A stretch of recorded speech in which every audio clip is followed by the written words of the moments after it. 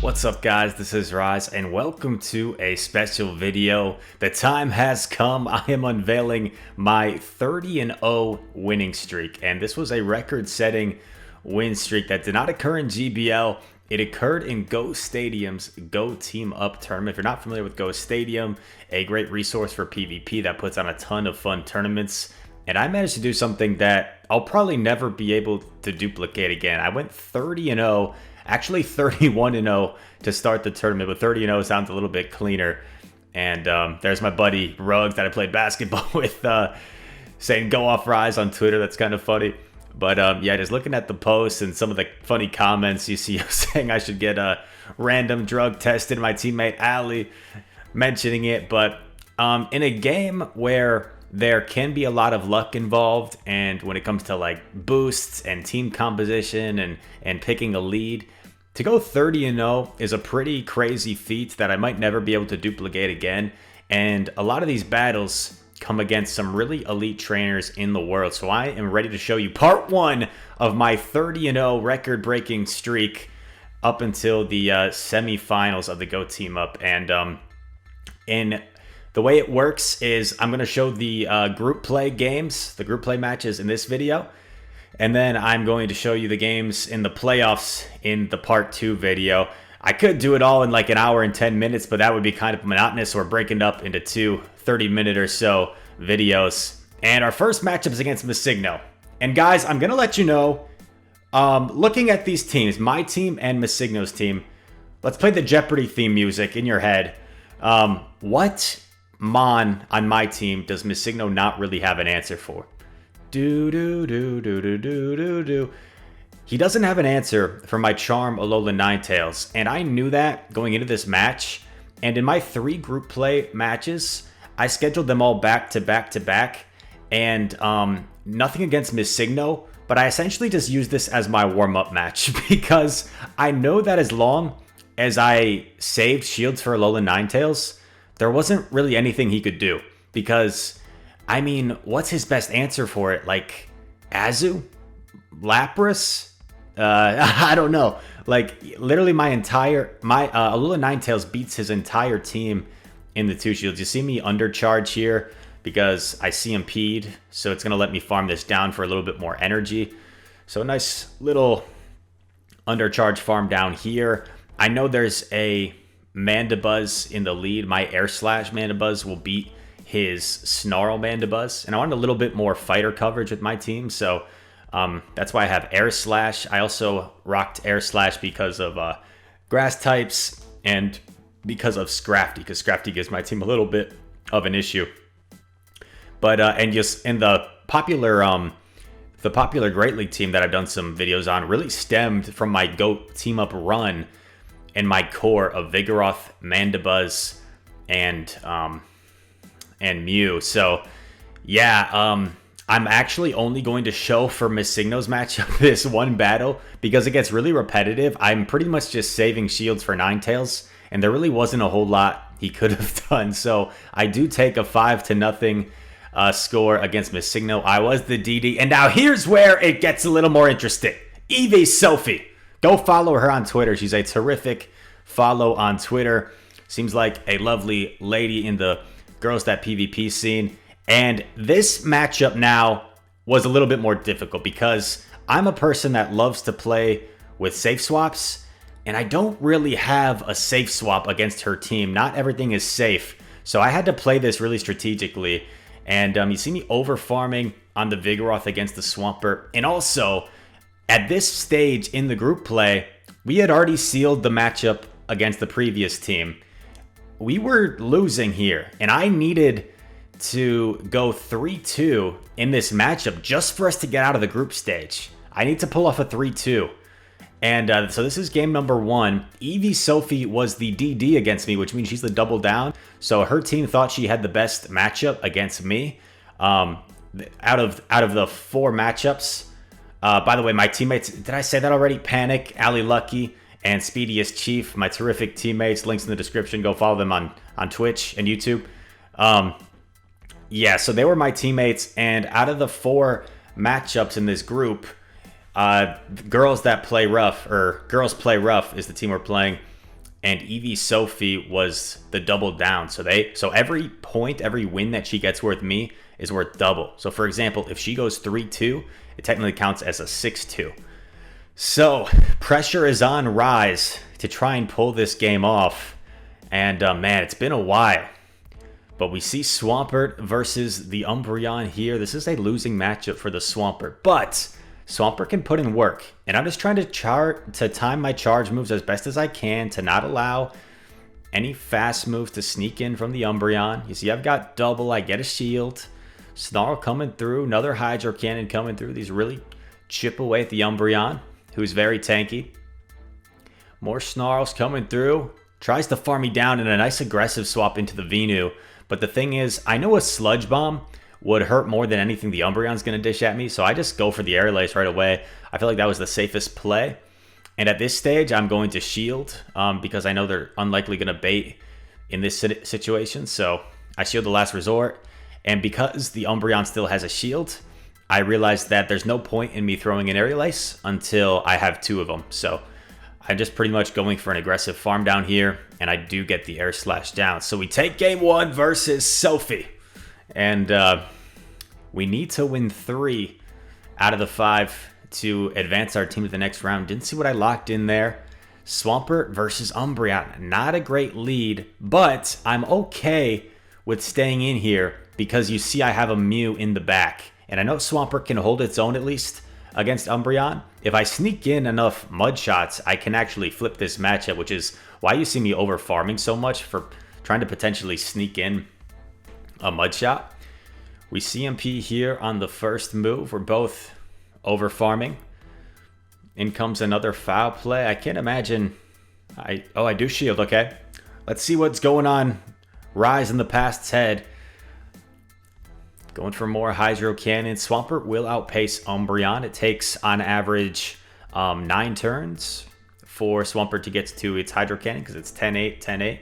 And for Umbreon, it's 12-9, 12-9. So that would be 10.5 turns on average. So Swampert does slightly outpace Umbreon. I'm not going to be able to take that, but I am going to be able to farm down with Vigoroth. I'm probably going to have to take a foul play in the process, but that's okay. It doesn't hurt that bad, and I'm going to leave this with valuable energy. And you know, Sophie doesn't have a super hard counter for Vigoroth. Machamp would be the hardest counter, but you see there's obviously no Machamp because Venusaur is coming in. And now, once I get rid of the Umbreon, Mew roams pretty free against her team. She does have a Shadow Swampert that resists both of my charge moves, so that's not ideal. And at this point, what do I decide to do? I shield because I don't know what's in back, and my Vigoroth has some energy. A nice aggressive swap by her into the Hypno. I just throw a Body Slam here for some chip damage, and I immediately swap into my Mew. And this should be GG's unless the Hypno has Shadow Ball. If the Hypno has Shadow Ball, I'm in trouble. But let's see. Nope, it doesn't have Shadow Ball. It must be a double Elemental Punch Hypno. Thunder Punch and maybe Fire Punch or maybe Ice Punch. Who knows? But I'm able to just boost my Shadow Claw damage and just take no chances. Just go for the Wild Charge because that Venusaur only has like 1 or 2 HP. So 1 Shadow Claw will take it out. GG's in game number 2 to Eevee Sophie.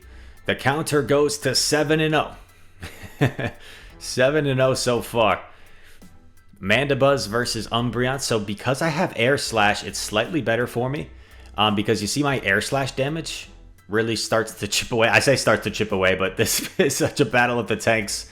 It's the Umbreon versus the Flying Umbreon. Land Umbreon versus Flying Umbreon.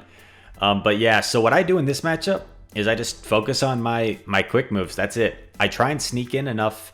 I try and sneak in some Air Slashes to try and flip this matchup. Because Umbreon with my Mandibuzz's IVs actually wins this. But if I can sneak in just 1 Air Slash, I should be able to flip this matchup. Isn't that crazy? Isn't that crazy how 1 fast move can be the difference in some matchups, and oftentimes is the case. In comes another move. I'm not going to bother shielding. And I'm also happy that I get this Umbreon out of the way for my Swampert, for example, because Swampert kind of struggles, as we've seen, against the Umbreon. Another Aerial Ace coming through. I'm just going to let this go because I kind of like the farm potential. Last resort. Aggressive swap. Look at that. I saved it. I saved the Aerial Ace. And that's going to come back in later because here's Machamp. Here's Machamp. And because I aggressively swapped and farmed down, I'm going to be able to get to a second Body Slam. So that forces Sophie to actually use her energy on this Cross Chop. And I actually do shield because I believe shields are down. Or no. Or maybe I just want to get the second shield. Let's see. Okay, she let it go, and oh my god! Oh my god! How do I win this? Rise, Chris, how do I win this? What did I... There's no way, what did I do? Wait, what? How did I win this? What on earth? Okay, I'm going for the bait. I'm going for the Hydro Cannon bait. Wait, what the heck? I don't get the bait. I unsuccessfully bait, so I just go straight Hydro, and then I aggressive swap. Aggressive swap is the only play. It's the only play, and it works off. So, oh, I totally remember this now. So saving the Aerial Ace in the beginning was the key. And I had to do that because of that reason. Because I lost Switch, so I had to avoid like somehow overcoming a hard counter in the back.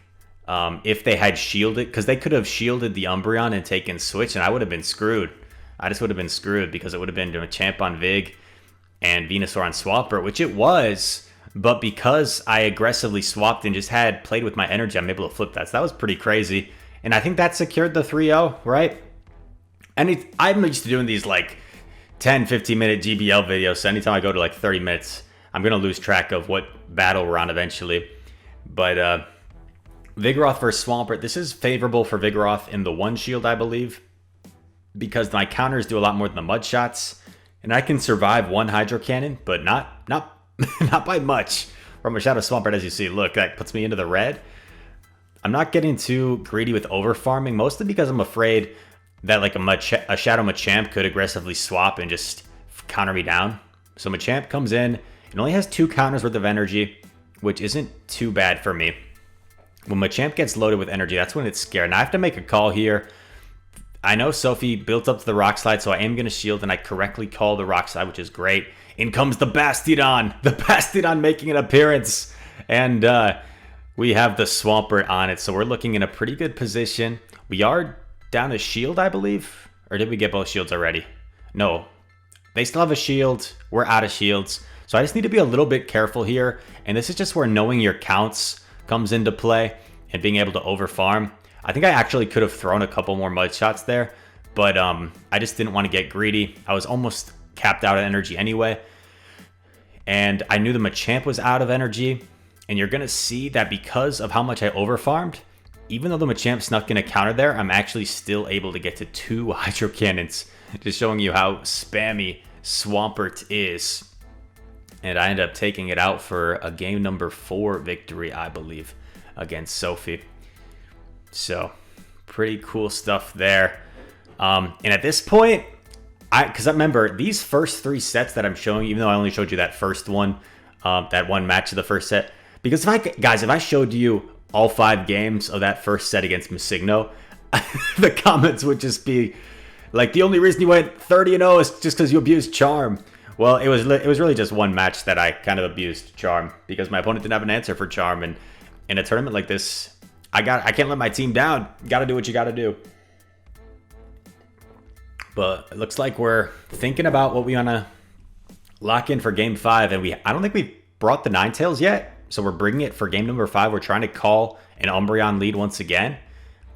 And it's a Machamp. That works. This is a really positive lead for us.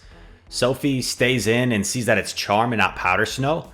And the reason I switch here, because you might be wondering why would you switch when the Ninetales has such a great matchup against the Umbreon, is because this way my Vigoroth avoids the Machamp and I'm able to keep the Ninetales on the Machamp, because if I was to stay in, my Vigoroth and my Swampert both don't have very good matchups against the Shadow Machamp. So this way, I know my Vigoroth can handle Umbreon.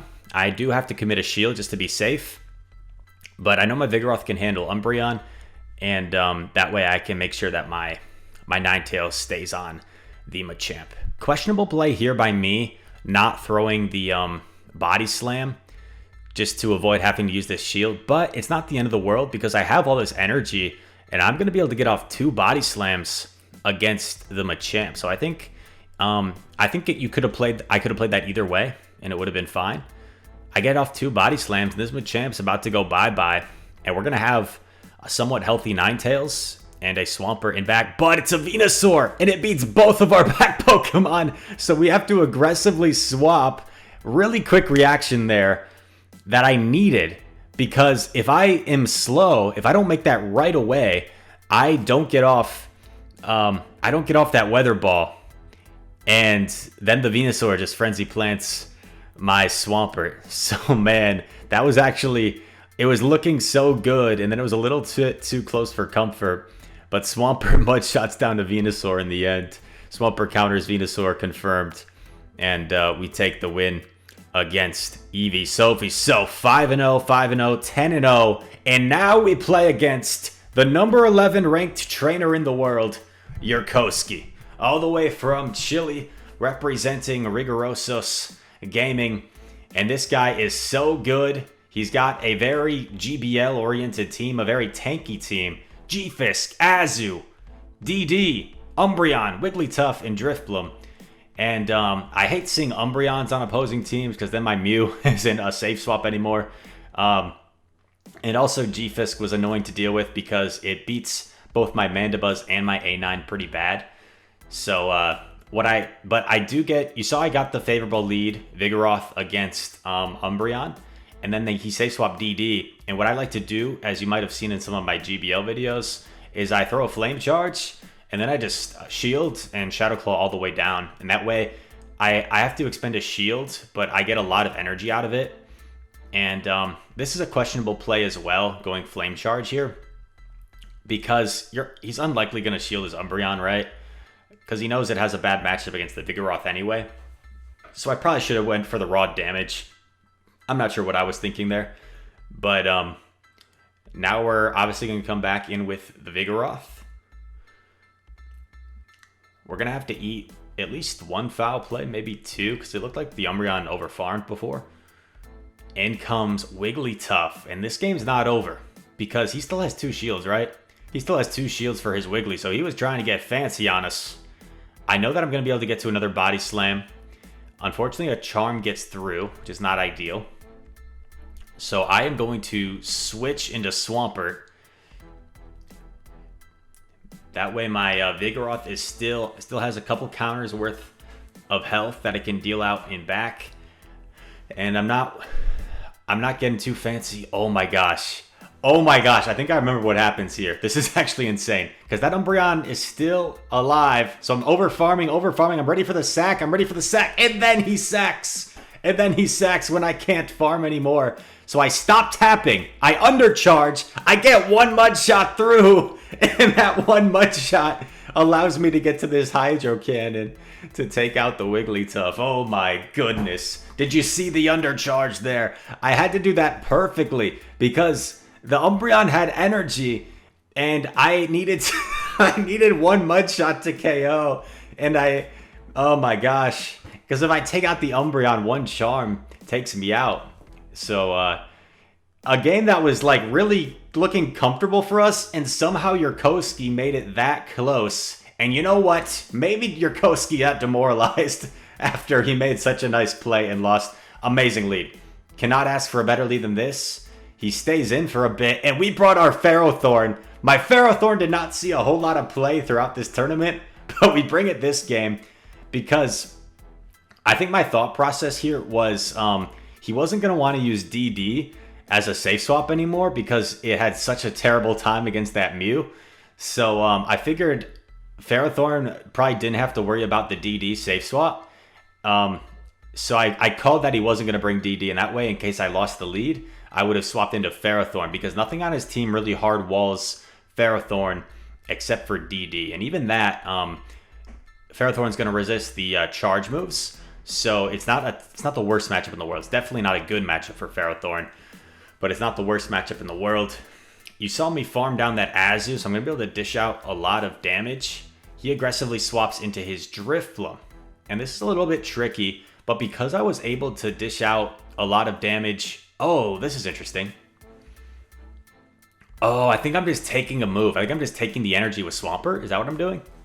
Yeah, I'm just taking the energy with Swampert, and then 2-shield A9. Here we go.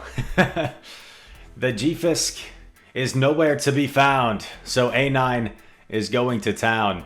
And, yeah.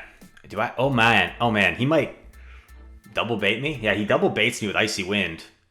I wasn't focusing. I don't know if he even built up to it. But there's no point in me not shielding, right? And I do correctly shield the Shadow Ball this time, because nothing from the Umbreon is going to hurt as much as a Shadow Ball from a Drifloon. So no point in me not shielding before. I do switch just to clear my debuff. Swampert has energy. This will be able to take out the Umbreon. And a pretty one-sided game. The Drifloon was so low that it got mud shot down. Wow, we've seen a Venusaur and we've seen a Swampert, or a Venusaur and a Drifloon get mud shot down by Swampert. Swampert versus G-Fisk lead. Not the best lead for our opponent, but he switches into Azu, and I was a little bit hesitant. And you know what? All three of my Pokemon are good against G-Fisk, so I actually didn't even feel the need to switch out here. And also, what I have failed to mention is Swampert is really safe against his team. He doesn't have an obvious answer, a hard counter for Swampert. So I really liked this matchup for myself because he didn't have a hard answer for Swampert. And that's one of my best play styles. When my opponent doesn't have a hard answer for something, I'm usually able to take advantage. I'm just barely able to survive that and get off this Hydro Cannon. He shields it to take switch, but I'm okay with that. I'm going to farm down with Mew because Mew's energy is more valuable than Vigoroth. And now he's in trouble because he's coming in with a Stunfisk against my Flame Charge Mew. I'm going to boost my attack. And this is pretty much already GG's. I don't even care what's in back. Whatever's in back, I don't think he has a chance. Flame Charge coming through. In comes Drifloon. And yeah, Drifloon's about to get Wild Charged. Mew with the sweep. Shields down. Mew goes to town, especially when it has a moveset like Flame Charge, Wild Charge, a boost move, and a very hard-hitting move in Wild Charge. So, man, 4-0 against Yurkowski, and I think, or was that 3-0? Who knows at this point? But going into the next matchup against Yurkowski, Mew versus Wigglytuff. So, we get dealt a bad lead. It wasn't all good leads. Mew really struggles against Wiggly because my Shadow Claws are resisted. But this is where I talked about Save Swap Swampert. Look at his team. He doesn't have an obvious answer, an obvious hard counter to Swampert. So I'm going to be able to most likely get a shield in this matchup. I'm not going to shield this. It ends up being an Icy Wind. Really nice for me. Once again, doing this commentary, sometimes I'm not counting fast moves, especially because it's sped up. So I'm not sure if he only did 4 hexes there or if he actually built up the Shadow Ball. And I'm perfectly fine with just taking the shield advantage because I know that... I'm not going to be able to flip that matchup. So I'm going to commit to a farm down here with my Mew. I'm going to definitely respect the Shadow Ball here. Even though I know it's probably just an Icy Wind because he knows I'm going to shield, I still shield anyway. I switch to clear my debuff. In comes DD. But this game is not over. You might think Rise has been hard countered. There's no way he wins this game. That would be impossible. Wigglytuff versus Mew, hard counter. Swampert versus Drifloon, kind of soft counter. Deoxys versus Ferrothorn, kind of a hard counter. I go for the Flash Cannon here because I know I can get to a hard-hitting move, and this is actually perfect that I go down because now the Wigglytuff doesn't farm. I get 1 extra Shadow Claw, and check this out. We go for the Flame Charge. We go for the Flame Charge to boost our attack because I know, I can't Wild Charge, otherwise my defense will drop. and then we build up to 2 wild charges, and we just barely get there. We also waited for just a hair, a fraction of a second. We just waited to make sure that the charm registered as we were throwing. The charm damage registered, and then we threw. Because if we throw as the charm damage is registering, that defense debuff will then take us out. So we had to be really careful there in the end. And despite being kind of hard countered, we were able to come back. And then we go with the same lead, and we get a beautiful lead against the DD. So definitely more favorable leads for me than bad leads. But you never know. Sometimes you get hard countered in the back. Like, what if he has a Venusaur in the back? How do I get out of this? So we're going to do what we normally do. Shield and try and Shadow Claw all the way down. Shield the Thunderbolt. Let's see if he lets us farm down. He does. Gets to a move. I'm not going to shield this. It might just be a Psycho Boost. Yeah, it's just a Psycho Boost. Doesn't hurt that much. What's going to come in against our loaded Mew? It's the Umbreon. I would think I'd probably switch here. Oh my gosh, chat. Comments. I'm sorry. I said Venusaur. I was still thinking of the last matchup, so my bad. Brain fart there. I'm sure there's already some comments, but it's all good. I make mistakes sometimes. No Venusaur on this team. We talked about the Swampert safe swap. But look at how much Mew just did to that Umbreon. My boosted Mew double wild charged, I think, and did a whole lot of damage. And now we still have a shield for our A9. I think I'm probably going to shield my A9, I would think. Let's see what I end up doing. Oh, I catch. Nice play. And then I can just let this go because I don't care if this is an Icy Wind or a Shadow Ball. Either way, I'm just going to let it go. I'm going to grab the last shield with a Hydro Cannon. I don't think the Drifblim can hex me down. I think the Drifblim has to throw an Icy Wind. So we're looking in a pretty good position. We catch the Shadow Ball on the Swampert just to kind of cement things. And it's just really a feel thing because he definitely didn't throw right away as he got to the Shadow Ball. Sometimes you got to just kind of feel things out, go with instincts, gut. Like if you put yourself in the opponent's shoes, like when would you throw? I had the Weather Ball. Probably should have played it safe and thrown the Weather Ball, but for some reason I'm like, you know what? I'll just charm down. He doesn't have a Shadow Ball. And wow, that is a 15-0 start, everybody. And that is the end of part 1 of the record-breaking 30-0 winning streak. I hope you guys enjoyed this. This actually really flew by for me, so who knows, maybe I should have put it all together into one video. But let's leave a like on this video. I'd love if this one got a lot of attention, a lot of views. I think our most liked video broke 1,000 likes, so who knows, maybe we can just try and get half of that. Maybe we can try and get like 500 likes. Maybe you guys can surpass my expectations and break that 1,000 like marker. That'd be super cool. This video gets promoted a little bit more in the YouTube algorithm just because it's a little bit longer to make with all the different footage and all the different graphics for me to make. But it was a lot of fun doing this on the same day that I was doing the Sylph Showdown with the top 128 battlers on Sylph. So man, GG's to Masigno, Eevee Sophie, and Yurkowski.